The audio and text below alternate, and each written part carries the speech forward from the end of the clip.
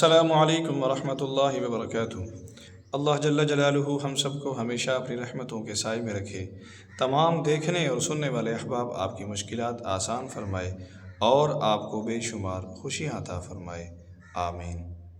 مولانا صاحب، عید کے موقع پر عام طور پر لوگ رشتہ داروں کے ہاں جاتے ہیں، کیا یہ ضروری ہے؟ آپ اس میں تھوڑا سا ہمیں رہنمائی فرما دیں۔ نحمده ونصلي على رسوله الكريم اما بعد فاعوذ بالله من الشيطان الرجيم بسم الله الرحمن الرحيم واعبدوا الله ولا تشركوا به شيئا وبالوالدين احسانا وبذي القربى واليتامى والمساكين والجار ذي القربى والجار الجنب والصاحب بالجنب وابن السبيل وما ملكت أيمانكم إن الله لا يحب من كان مختالا فخورا صدق اللہ العظیم۔ حضرت قاری صاحب، آپ نے بہت ہی اہم سوال کیا ہے۔ رشتہ داروں کے ہاں خوشی کے موقع پر جانا یہ بہت اچھی بات ہے۔ رشتہ داری ایک ایسی چیز ہے جس کے بارے میں حدیث پاک میں آتا ہے کہ قیامت کے دن یہ رشتہ داری اللہ تعالیٰ کے دربار میں حاضر ہوگی اور عرض کرے کہ باری تعالیٰ، جس نے مجھے جوڑا اس کو آپ اپنی رحمت سے جوڑ دیجئے، یعنی اس کو جنت عطا فرما دیجئے، اور جس نے مجھے توڑا آپ بھی اپنی رحمت سے اس کو توڑ دیجئے، دور فرما دیجئے۔ اور قرآن کریم کی دوسری جگہ اسی سورہ نساء میں جو پہلی آیت ہے، اس میں اللہ تعالیٰ فرما رہے ہیں یا ایھا الناس اتقوا ربکم، اے لوگو اللہ سے ڈرو، اپنے اس رب سے جس نے تم کو پیدا کیا، اس رب کی عبادت کرو۔ اور اس آیت کے اخیر میں آتا ہے واتقوا اللہ الذی تساءلون بہ والارحام، رشتہ داری کا واسطہ دیا گیا ایک قسم کا۔ یہ رشتہ داری معمولی چیز نہیں ہے، تو اس لیے رشتہ داروں کے ساتھ حسن سلوک، وہ خوشی کا موقع ہو یا غمی کا موقع ہو، رشتہ داروں کے بہت زیادہ حقوق ہیں۔ اور دوسری جگہ بھی ہے وَآتَ الْمَالَ عَلَى حُبِّهِ ذَوِي الْقُرْبَى، اللہ تعالیٰ فرما رہے ہیں کہ نیکی یہ ہے کہ اپنے جو قریبی لوگ ہیں، اور قریبی لوگوں میں رشتہ داری ہے، ان کو ہم اپنا مال عطا کریں۔ اور یہ جو رشتہ داروں کے ساتھ حسن سلوک والا معاملہ ہے، اس کے بارے میں آتا ہے کہ اگر اپنے رشتہ داروں کو ہم صدقہ بھی دیں، فرمایا کہ اس میں دگنا ثواب ملتا ہے، ایک صدقے کا ثواب اور ایک اس رشتہ داری کو قائم کرنے کا ثواب۔ حضور اکرم صلی اللہ علیہ وسلم پر جب مشرکین مکہ نے ظلم کے پہاڑ ڈھائے تو اللہ کے پیغمبر علیہ السلام نے ان کو رشتہ داری کا واسطہ دیا، میں تمہارے قبیلے کا ہوں، تمہاری قوم کا آدمی ہوں، کیا کر رہے ہو میرے ساتھ؟ ہاں، اس لیے رشتہ داروں کے پاس جانا، ان کی خیر خبر لینا، خوشی کے موقع پر، غموں کے موقع پر ان کا ساتھ دینا، اپنی خوشیوں میں ان کو شریک کرنا، یہ صرف شریعت کا حکم بھی نہیں بلکہ یہ پسندیدہ ہے۔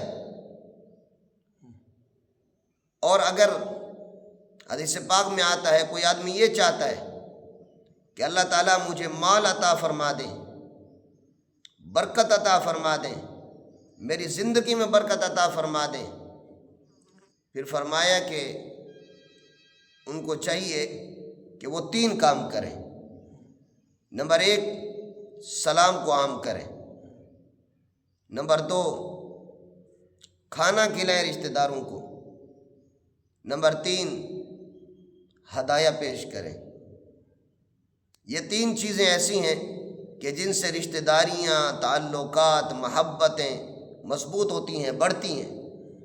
مزید تفصیل انشاءاللہ اس موضوع کے اوپر ہم پھر کبھی بیان کریں گے، مستقل موضوع کہ رشتہ داروں کے ساتھ حسن سلوک کا کیا کیا فوائد ہیں۔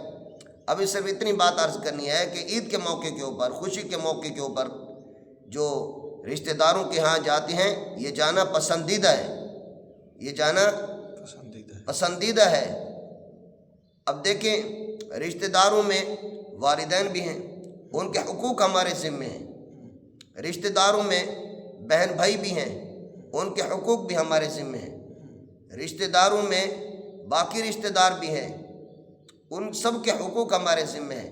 تو ان کے حقوق کی ادائیگی کے لیے جانا ضروری ہے، ان کی خیر خبر لینا، ان کے لیے ہم ہدایہ لے کر جائیں، ان کے لیے تحفے تحائف لے کر جائیں۔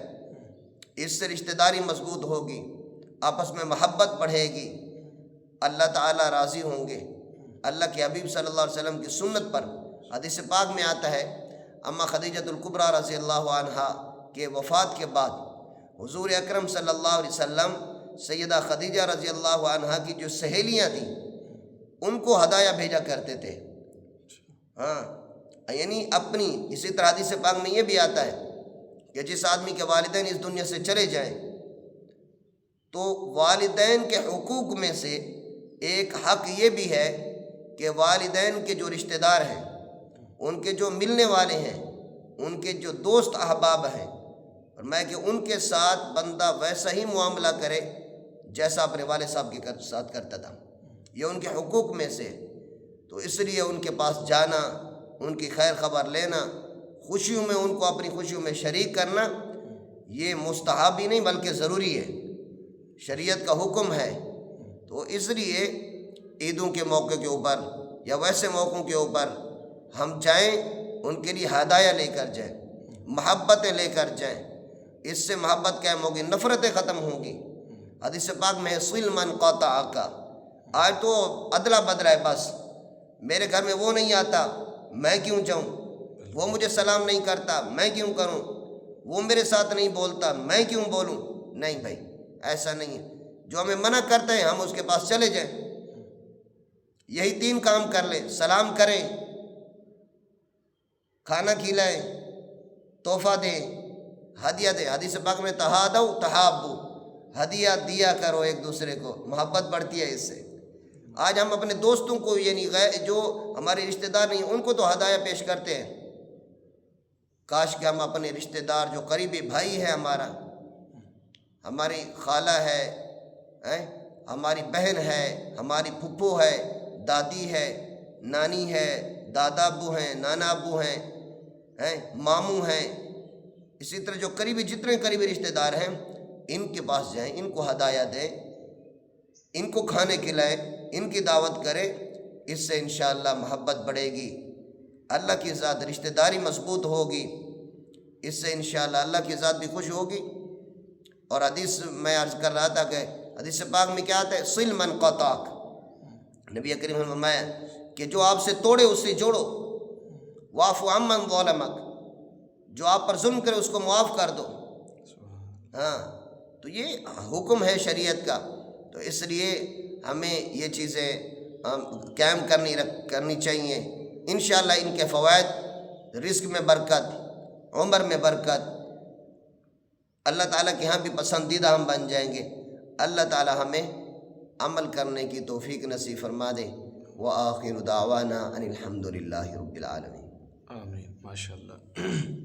شکریہ مولانا، آپ ہمیں رشتہ داروں کے ساتھ حسن سلوک کے بارے میں آگاہ کیا ہے۔ اللہ تعالیٰ آپ کو جزائے خیر عطا فرمائے، اللہ آپ کے علم میں عمل میں برکتیں عطا فرمائے۔ آپ ہمارے ساتھ جڑے رہیے، انشاءاللہ ملتے ہیں اگلی ویڈیو میں۔ جزاکم اللہ خیرا کثیرا۔